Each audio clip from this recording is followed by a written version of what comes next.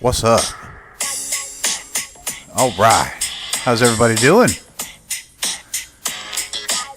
None other than Michael in the wee hours of the night on the graveyard shift with your daily trivia question. Once again, where the coffee is always on, always fresh. And if we run out, then we'll just make more. I'm a hot mess tonight, folks. I'm going to tell you what. I have just now I'm late getting on right now to do the trivia question, but I had a lot to do, and oh my goodness, it's been popping. Like I said, I'm a hot mess. Wouldn't have it any other way. Happy Thursday, by the by. All right, let's get straight to the trivia question, if we shall. The answer to the previous trivia question was the phrase, et tu, Brute. It's a very famous line. It's a very famous question, very famous inquiry made back in the Roman days. Et tu, Brute, the very famous last words of Julius Caesar, the Roman dictator. Indeed, it was a question and inquiry to who he thought was his friend and his trusted confidant, that being Brutus. You too, Brutus, is basically the interpretation. There's a couple different interpretations of it, but it's basically saying, you too, Brutus, doing this to me? Oh my dear. As Caesar was taken aback and shocked at the very thought that he was being assassinated to begin with, at the least, and then suddenly faced with the notion that it was Brutus who was not only involved, but had the primary hand in this great historical conspiracy and what escalated to a murder in Roman history, folks.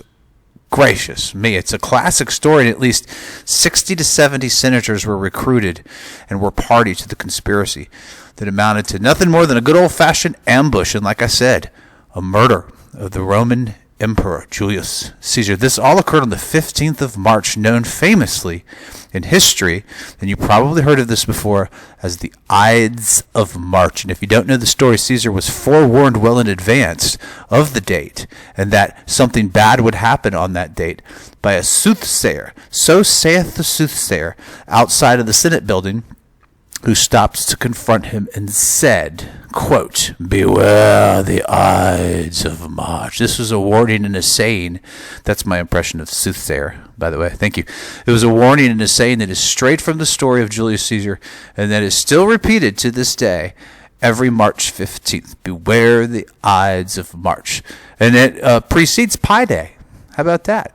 3:14. Go get you some pie, pecan pie like Grandma used to make. Anyways, I digress just a little bit. The senator, too much coffee.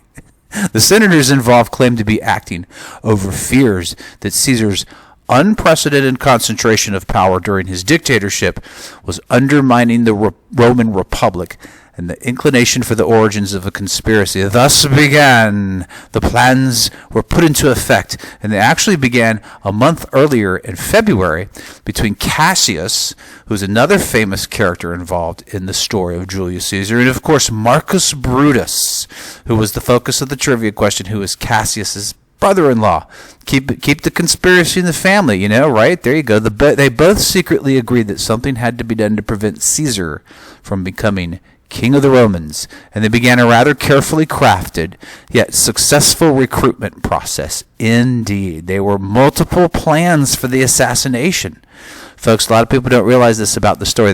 They had thought of and brainstormed different ways, different methods, different locations, like Brutus with the candlestick in the library, for instance. Things along those lines, with everyone involved finally agreeing that the murder of a tyrant, like that of Caesar, which he became labeled in the mindset and the ideology of these conspirators in full view of the Senate, would not be seen as a political plot, but yet as a noble act carried out on behalf of their country. And that's how they put the final plan together. Brutus would famously confront the crowd that had gathered, explain after he led the assassination of Julius Caesar, that although he valued Caesar as a friend, it was appropriate to kill him for his ambition, and that they all did so with the good of Rome in mind. For country, you see, we had to do this for country, for the good of Rome.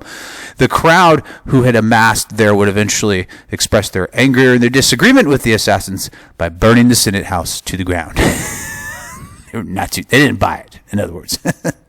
They called BS on Brutus. The ghost of Caesar, check this out, would eventually appear to Brutus, as you may have heard the story on a subsequent basis, to make him realize his mistake. Brutus would eventually die by suicide, by thrusting the sword upon himself. And rightly so. You can't do those kinds of things and think that you're going to get away with it, and there you go.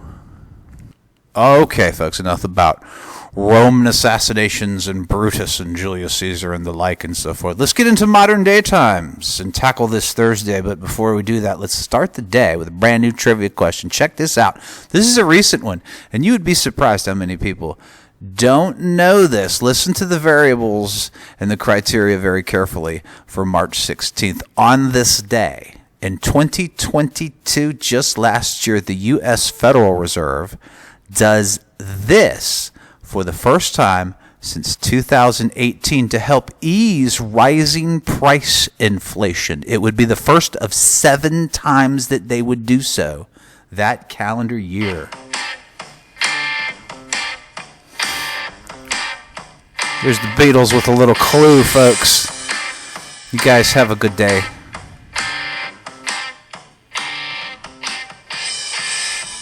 And thanks for staying up with me.